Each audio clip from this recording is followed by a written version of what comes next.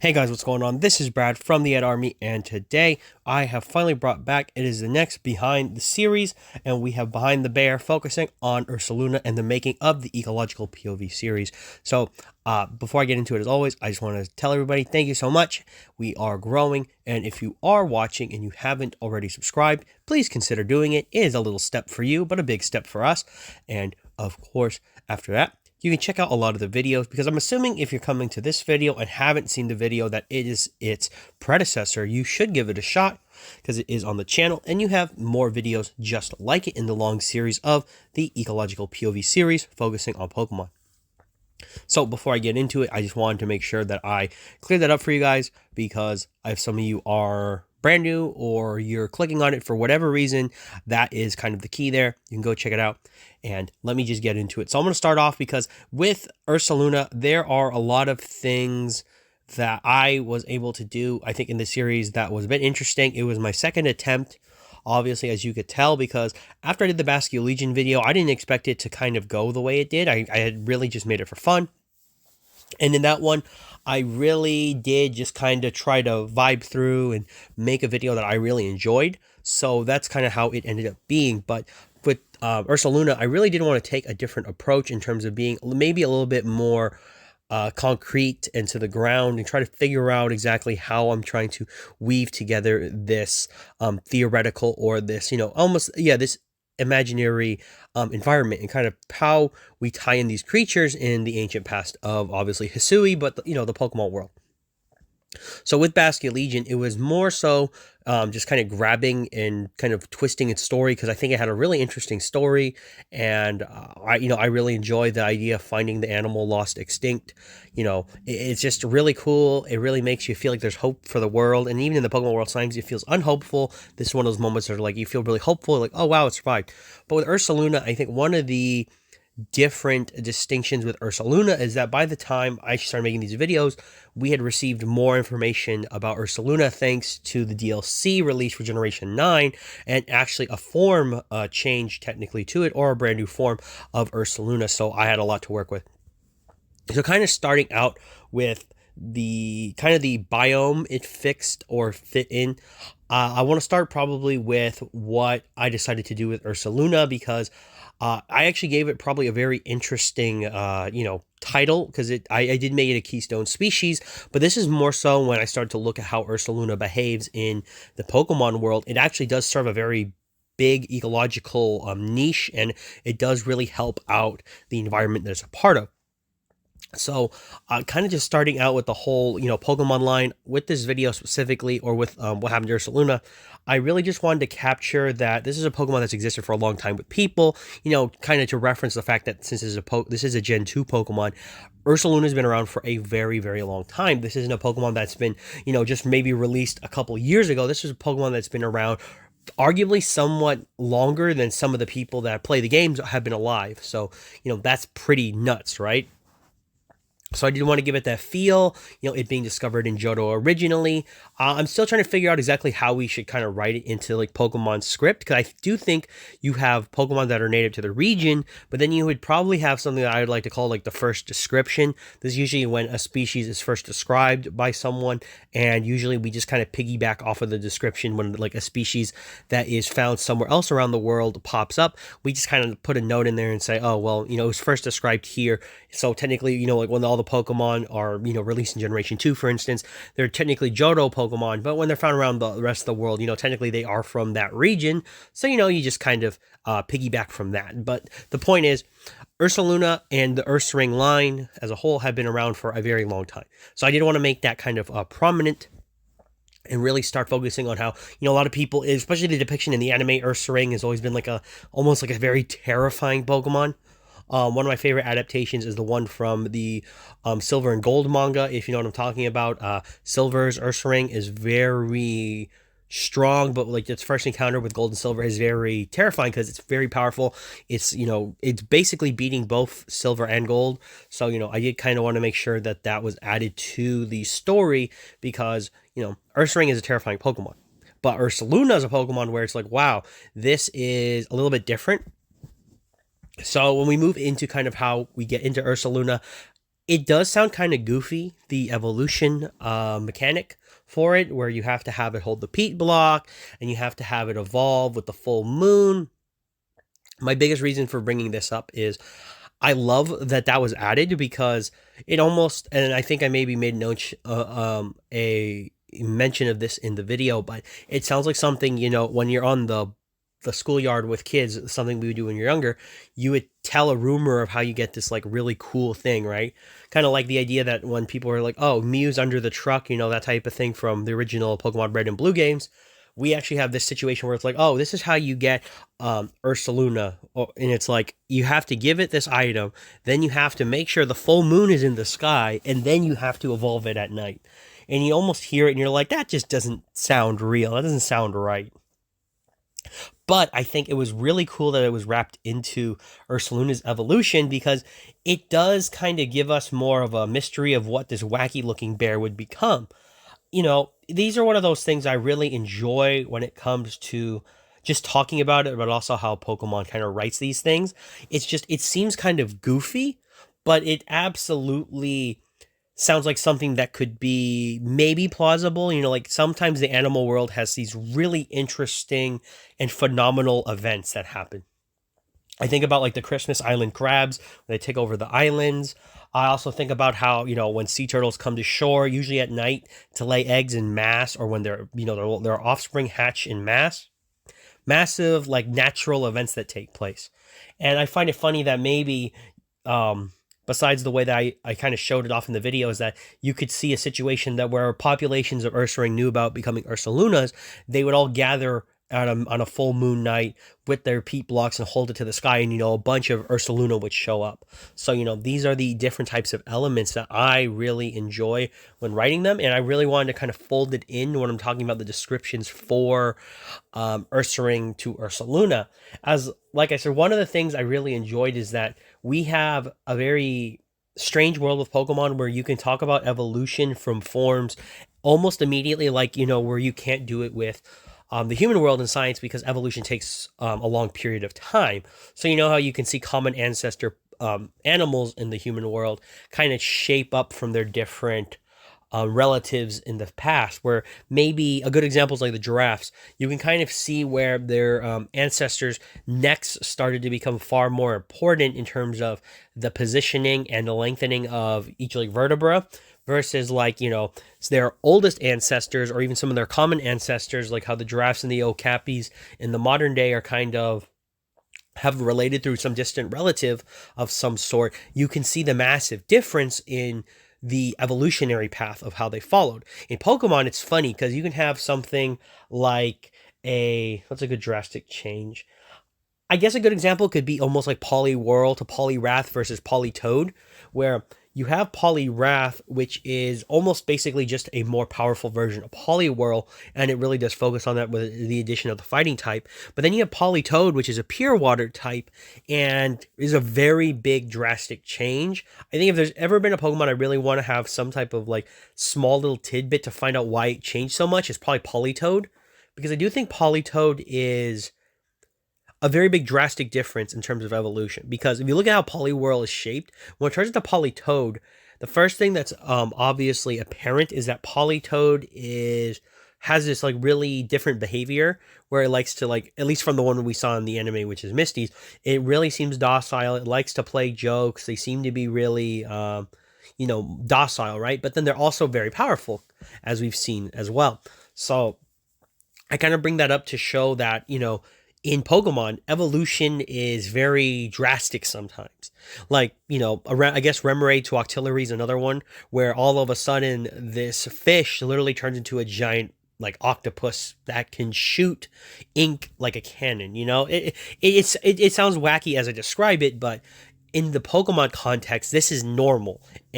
But this also shows where people can do the science and say, well, here's actually the reasoning. This is the difference. And you can see it in live action in terms of the sense of the Pokemon world, because as you play, you can kind of see both of the species working different ways. So when it came to the differentiation between Ursaring to Ursaluna, one of the things I wanted to write into was the need for the evolution, because funny enough, Ursaring has never been like the best Pokemon, and it's not talking hate because I actually really like Ursaring. One of my first times ever using one was in XD Gale of Darkness. I really loved picking up Teddiursa because it was a Pokemon I never used before up until that point. Playing all of the games because you just never really get access to it unless you played like Silver or Gold. At the time, you didn't have Heart Gold, Soul Silver, so playing with Teddiursa because I never played with one before, it was really interesting to get that experience with it. And I thought it was really great that as you play and it evolves into this big tough bear, it's really funny that the big tough bear in like the anime is a lot better than it is in game, which is usually a commonality where like most people are going to be running a Pikachu on their team, right? Even though like Ash had one, it's just not going to function properly. But this is where I'm kind of trying to show that sometimes, like in our world, evolution usually stems from the need to do something. And I really wanted to show that in the Crimson Mirelands, where you find the Ursaring and the Teddiursa in the Pokemon world, at least in Hisui.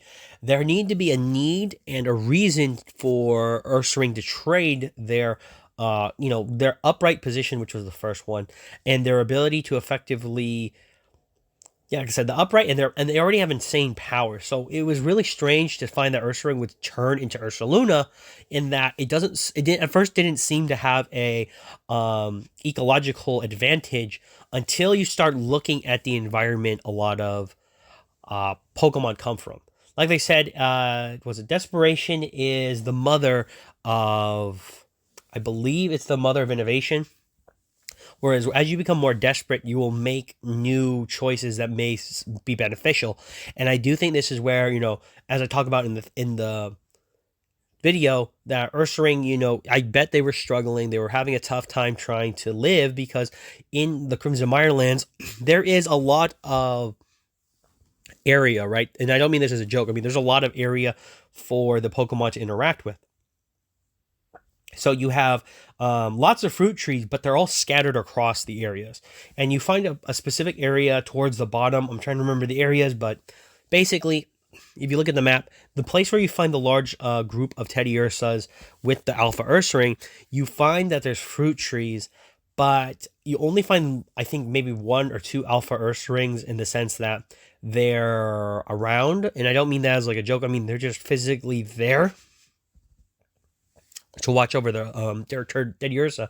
So to me, this means that there probably is a population of Ursaring, but they're all kind of struggling, right? It's harder for them to make a living in terms of, whether it's resource and or water. Because one thing I liked about the Mirelands is that of all the maps in the game, I think this is the one where you realize that it is extremely difficult. And what I mean is, you have to use the right Pokemon. And at that time, if you don't finish the mission to get Ursaluna early, your only right Pokemon is Weirdeer. And you can try to transverse all of the Mirelands with just Weirdeer, but you get to some areas, if you're not looking at the map or a gameplay, and you run into areas where you basically can't access them without some type of water need or going all the way around. So you have to kind of find a way to do it. And this was done with the double jump, or if you guys know, like when you tried to land to the area where Petalil and Gumi are located in the Crimson Mirelands, you would hit the water a lot, because I tried that and basically that happened to me. So, not trying to be on a tangent, it's more of just explaining that the area where we find them is very tough, and it does allow us to kind of like pinpoint how this evolution could be done naturally, because it does serve a beneficial purpose. So, I had to get that all out of the way just to kind of gauge and explain to people kind of what you're looking at when I'm talking about these videos, because sometimes I feel that there's obviously information you may not know, and that's completely fine. I think, it basically inspires you to look up at other videos too, to try to gauge it. So that was my key focus that I wanted to do. I really wanted to get them done in terms of that aspect, for you to just maybe decide to do research of your own, or like look up these other videos and really give it a shot to see if you like it yourself. Turn people into nature fans in that aspect, I guess is the way to put it. But my biggest focus of talking about basically how we get to the Ursaluna situation is just with light resources, and you have to kind of figure it out. Bears are very interesting creatures, and since obviously Ursaring is based off of a bear and is a bear to a degree, you do have similar abilities. And one thing they like to do is they like to dig in some areas to find like meat maybe that's buried. Believe it or not, bears aren't always predators. They're usually omnivores, which is why they're very successful creatures. And for those who don't know, they basically will eat anything that they can find, whether it's meat, plants, carrion, which is like dead stuff. They'll hunt if they have to. They don't necessarily need to always, but that's what makes bears a very successful species, is that they'll just eat whatever they can find. And this to me actually made me think that Ursaring's body plan makes a lot of sense for trees, because I do talk about this in the video. It makes a lot of sense for trees. They like to maybe pull down trees and get fruit. I kind of thought that idea from lots of herbivore animals, dinosaurs, creatures like that, where they use their more powerful limbs to pull down tree limbs and get access to fruit, or whatever they need, leaves, maybe branches if they actually consume them. And I do believe that Ursaluna had this issue because as the situation with Ursaring took place, they were unable to kind of adapt to the fact that they didn't have fruit trees, so they had to start eating in the ground. And one thing that's weird is, if since we're bipedal creatures, have you ever tried digging a hole? It's not the hardest thing in the world with tools, but imagine being a bipedal person and you're digging with your hands, just your hands. That wouldn't be fun. And you have access to food. So by digging up and finding these resources in the ground with just your hands, it would be hard. And I do think this is where we have the ecological or the evolutionary path for Ursaluna, where Ursaring leaves off, because Ursaring doesn't need to evolve further due to the fact that it has advantages by digging with its, or not even needing to dig usually if the food's available. But Ursaluna, on the other hand, needs its claws to dig into the ground, and its body plan really does benefit from being, quadrupedal or being on all fours, because it allows it to get underneath to the earth and get the food. Now, I want to touch on the keystone species part, because I really do want to get to Blood Moon. But if you made it this far, you are 17 minutes in, pat yourself on the back. And as I said before, consider subscribing if you haven't. It just helps out. But besides the shilling for myself, I just want to thank you for making it this far. Now, we're talking about a keystone species. I really wanted to preface that this was it's a bigger claim than most, because if you do know what that is, you're like, oh, really? Okay. But if you don't know, you're like, you might not care. But yeah, a keystone species is very important to an environment. And they're usually the creatures that, by their existence, they're really doing a net benefit to the area that they're from or the environment. Now, Ursaluna specifically does this in a way that if they didn't actually put it in the dex entry, I don't think this would be known, because maybe people would just assume that Ursaluna takes place on accident when it covers itself in peat as an Ursaring, because that's how I would have assumed that this would work. But I do believe that the peat block and Ursaring to Ursaluna that takes place is very important for the Mireland specifically, because of what the quality of water changes when you have good, consistent peat. Now, in ancient times, and I mean by ancient times, I mean basically you could have slightly after prehistory, but still with humans, peat as an item is very interesting because it's been used a lot by humans, whether it's been good or bad. Those things go back and forth because, like I said before, I don't like grilling an entire species or a people who had no idea what they were doing when they did something, because sometimes you get to a point where a society, whether it's humans or not, whether they exist or not, the point is you can't blame them necessarily for doing things they don't know, because they don't know the consequences of the actions until it's usually too late. So you have to do some things, unfortunately, badly, to figure out what to do to make good in the future. So why I'm talking about this is that peat as an item really does have a benefit for the environment. So as Ursaluna tends to peat, it kept the water quality a certain level, I believe, in the Mirelands. And I think this was very important because this allows us to see, I think, some of the specific innovations but different evolutions for certain Pokemon. In the case of Hisui and Gudra, which I have thought about doing a video for. Let me know if you guys do want to see one. It's just, I like Hisui and Gudra, and actually Gumi's one of my favorite pseudo lines. It's just, I don't really think I can make a video out of it to the degree of, without more lore. Whereas I think Hisuian Gudra, although I love it, its evolution and its extinction makes a lot of sense, where it's coincided with the extinction of Hisuian Lilligant. And funny enough, the reason they went extinct, I think, is that the quality of the water changed massively in the Mirelands as humans began to develop it. This isn't just from pollution. This is the fact that as Ursaluna was being pushed out, they stopped tending to the peat fields and the basic, well, I would say peat fields, but more like they stopped tending to the peat that made the Mirelands so important. And by not tending to it, I do believe this led to a mass extinction event where the quality of water changed drastically and it became untenable. And a lot of the minerals in the water, I believe, was responsible for the evolution of Hisuian Gumi Gumis into its Hisuian Sligu form, where they had their steel shells. I think that was basically done by minerals in the water, and very similar to Petalil. I think Petalil in the soil content that changed drastically because of the lack of Ursaluna.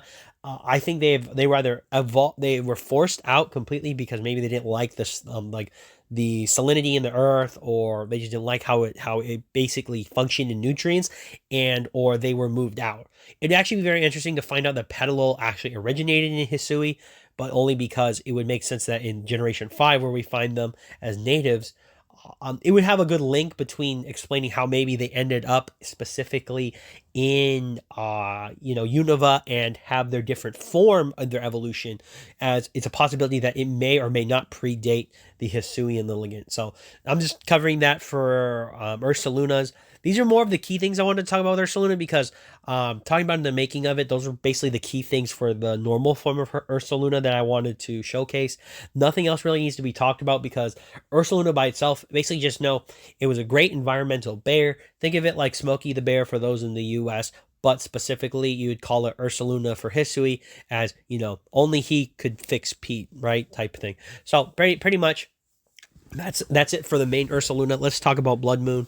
I really liked Blood Moon. I think its form is very unique. I love the fact that it's completely different, and I think morphologically, it's the first Pokemon we have confirmed,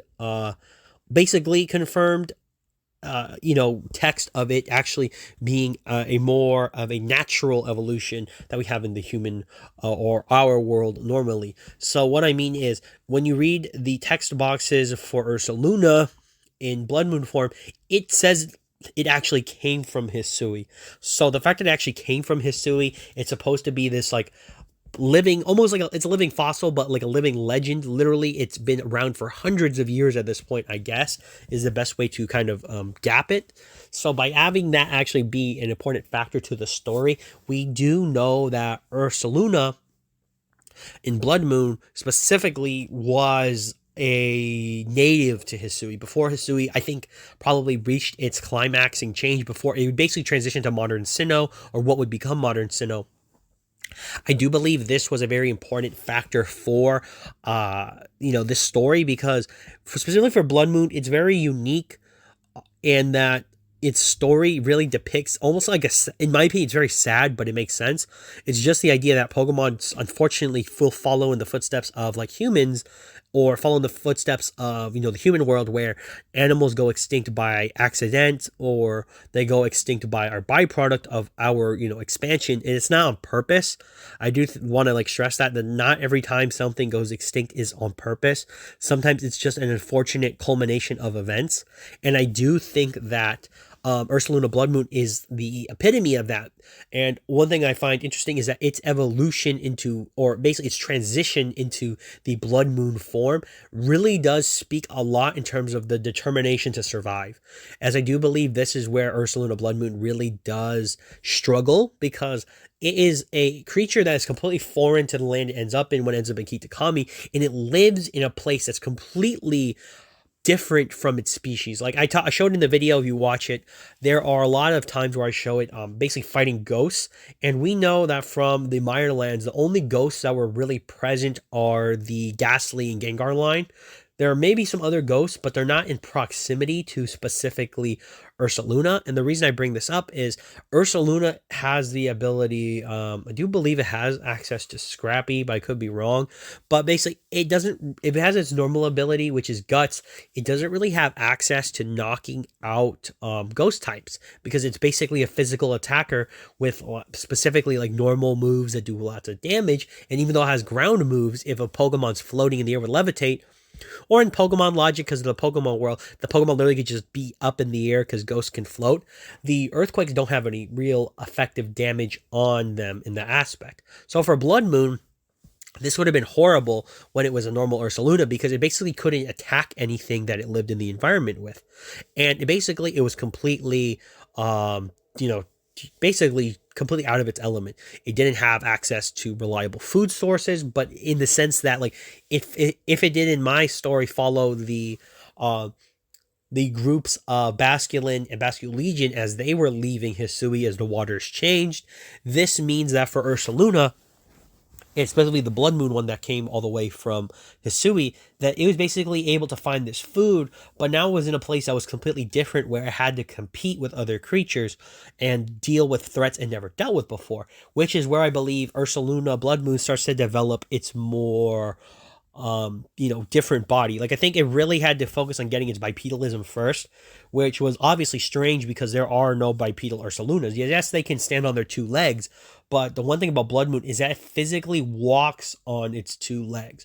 It kind of lumbers around, but you can tell it still primarily is bipedal. So this would be something it had to gain, but because it became bipedal and how it stands, there's no way this thing is like running at full speed at things. It's usually probably just maybe doing a short, what I would call like a gallop forward, where it's like it can chase you, but it can't chase you in the same sense that something with skinnier legs could follow in pursuit. It's like a person can chase you, but if you see something massive on its two legs trying to walk towards you, because it's so big, it can move quick, but it's not going to be as quick as it wants to be. You also see this in like Ursaluna's new design as Blood Moon, where a lot of the peat that would cover its arms are kind of gone, and they move to different parts of its body, which I say is to reinforce the parts of its body that need more protection from like attacks.